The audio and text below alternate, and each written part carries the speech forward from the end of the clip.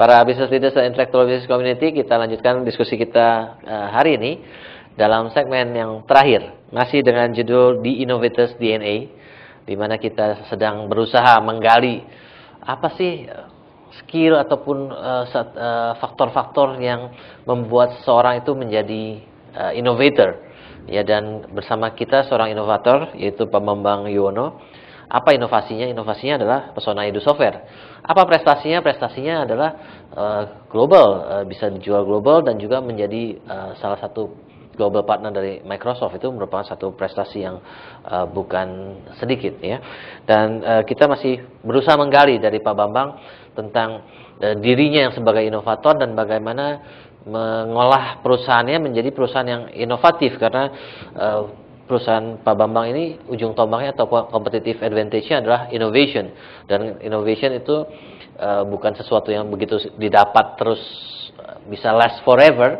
Karena innovation itu akan hilang, segera expired bersama dengan waktu kalau tidak segera diperbarui dan diperbarui terus, begitu Pak Bambang, ya.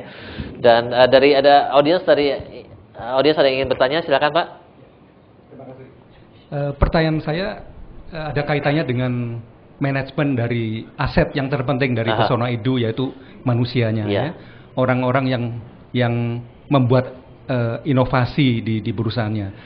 Apa secret atau rahasia, ya, untuk memanage orang-orang yang kreatif ini, karena memanage orang-orang kreatif itu tidak mudah.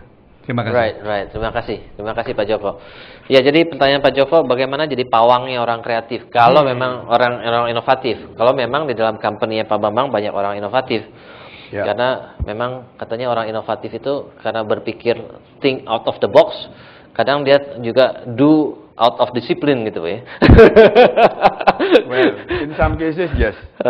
Tapi dari pengalaman kami, Pak Joko, yang lebih sulit itu mengatur seniman. Ya. Ya, jadi di tempat kami di samping ada banyak semua didorong kreatif, tidak peduli apa, tapi banyak seniman, Pak. Ada pelukis, ada animator, ada musician, karena ini kan ada lagunya dan seterusnya. Ini seniman ini kan mau enaknya sendiri. Nah, gambar gua bagus, mau dibeli ya silahkan, enggak ya udah. Enggak apa-apa. Ini yang sulit di manage untuk bekerja sama di suatu company yang kemudian punya target-target khusus. Nah, enggak ada lain, memang kita harus educate dengan suatu sistem dan target, Pak. Karena kalau sudah ada target waktu, mau tidak mau itu harus dipenuhi sebagai orang yang ada di dalam industri. Jadi saya kira itu yang harus dilakukan. Nah, di atas itu semua, Pak, saya kira suasana itu penting. Jadi kalau saya boleh memberi beberapa kata kunci, satu itu joy, Pak. Bagaimana semua orang di Pesona Edu ini harus berjuang untuk menjadi bergembira. Dan moto kita juga discover the joy in learning. Bagaimana orang yang joy ini muncul, Pak, semuanya dan menjadi senang. Karena itu joy ini salah satu yang harus ada. Yang kedua, fair. Kalau kita mulai tidak fair untuk judge satu orang dengan yang lain, maka disitulah biang keladi chaos. Karena itu kami memberlakukan fair, semuanya terbuka, appraisal juga terbuka, sehingga orang yang mendapat reward jelas, dan seterusnya.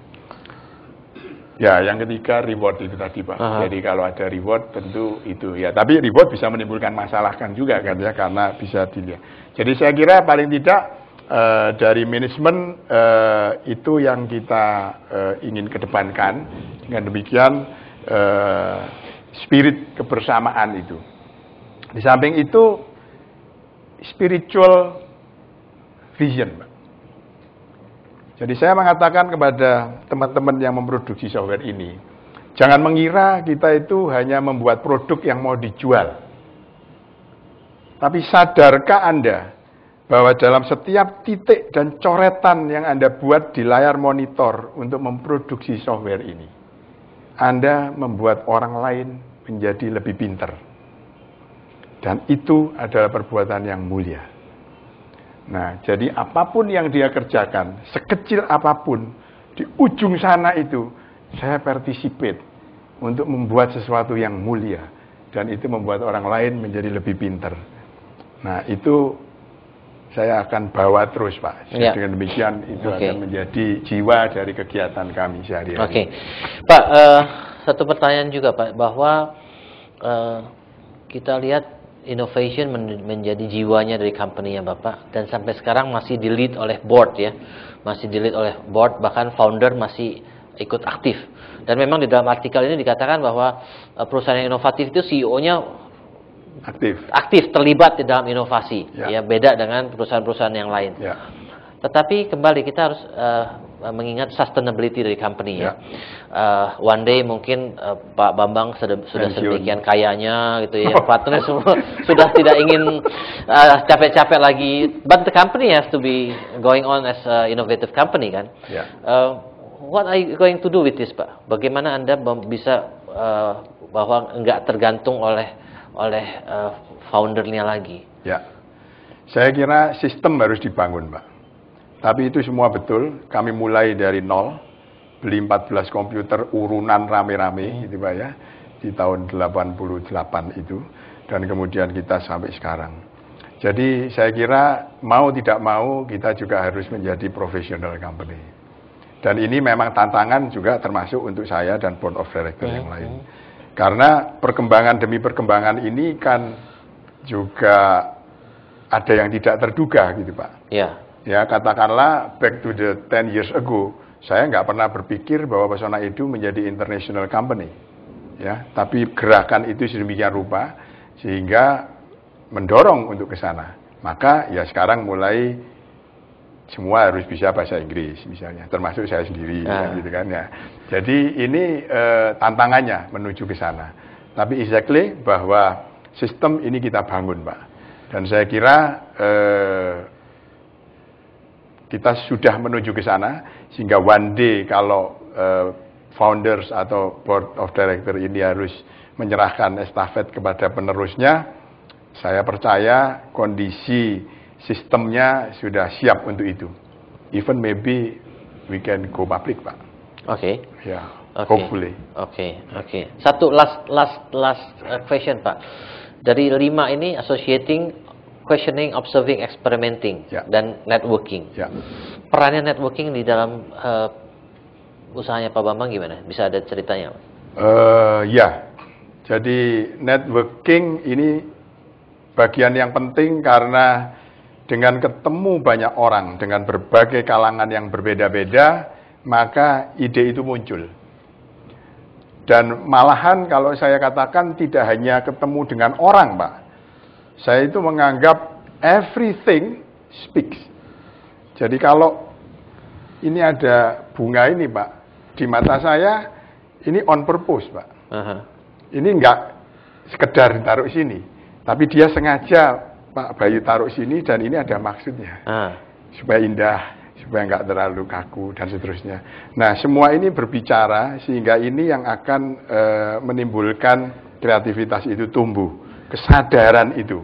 Nah, networking dengan orang apalagi, Pak. Ya alam semesta yang lain-lain aja sudah ngomong ini sama saya, apalagi orang. Nah, itu senantiasa kita lakukan di Pesona Edu, baik dari sisi marketing maupun dari sisi production. Nah, dalam hal ini tentu semacam gathering semacam ini, conference, kemudian ketemu baik dengan siapapun, entah itu pejabat sampai tukang sapu pun ya, kita get something dari networking itu. Ini very important dan saya kira dengan Microsoft itu juga tentu hasil dari network kita bisa ketemu mereka. Kami juga bekerja sama dengan Oracle Foundation, juga Intel, sama-sama perusahaan yang cukup besar, tapi saya kira orang tidak boleh lupa itu. Semakin banyak teman, semakin baik, dan semua itu memberi masukan. Terima kasih, Pak. Karena waktu, kita harus menyelesaikan diskusi kita dengan summary. Jadi dari diskusi kita hari ini di Innovators DNA yang mencoba untuk melihat apa sih yang membuat seseorang menjadi inovator, dan dengan kita bisa mengidentifikasi, kita bisa mencoba untuk belajar menjadi innovator, ataupun bisa digunakan sebagai, misalnya Pak Bambang ingin membuat pegawai menjadi lebih inovatif. Kalau sesuatu sudah terpetakan dengan lebih baik, tentunya akan lebih mudah dipelajari dibandingkan yang hanya dari pengalaman. Ya, karena pengalaman itu mungkin sangat subjektif, tetapi kalau begitu dipetakan itu multiplicability-nya akan lebih baik, ya, replicability-nya juga bisa lebih baik. Nah, dari 5 faktor yang disebutkan di sini adalah associating, questioning, observing, dan experimenting, dan networking. Kita lihat bahwa dari Pak Bambang dikatakan bahwa semuanya itu dilihat memang valid adanya dan dialami sendiri oleh Pak Bambang dalam membesarkan software Pesona Edu ini sehingga bisa sampai dengan hari ini dengan prestasinya hari ini. Dan satu hal yang juga penting jadi catatan kita, bahwa seringkali seorang innovator itu anggapannya adalah orang yang introvert, ya, yang selalu berpikir, tipe thinking person, kemudian tipe orang yang berusaha mendapatkan analisis dan segala macam. Tetapi itu mungkin lebih cocok buat seorang inventor daripada innovator. Kalau innovator itu harus juga memikirkan jualnya kemana, marketnya kemana. Sehingga tadi saya sengaja bertanya ke Pak Bambang tentang nomor 5 tentang networking ini, karena networking ini adalah outgoing, going out, ya, bergaul dengan orang, yang beda dengan 4 yang lainnya yang mungkin lebih inward looking, lebih introvert. Tapi networking ini lebih extrovert, sehingga disinilah yang menjaga konektivitas antara hal yang ditemukan dengan market yang ada. Sehingga inilah jembatannya yang harus dibina seorang innovator, yang membedakan innovator ini dengan inventor, saya kira. Ya, jadi dari diskusi kita hari ini, saya sangat berharap bahwa yang mengikuti diskusi hari ini bisa meningkatkan inovasi baik dalam diri Anda maupun dalam diri orang-orang di perusahaan Anda atau di sekitar Anda. Saya Dr. Bayu Prawirahi, Executive Director Intellectual Business Community. Kita akan jumpa lagi dalam program The CEO Reference berikutnya. Terima kasih.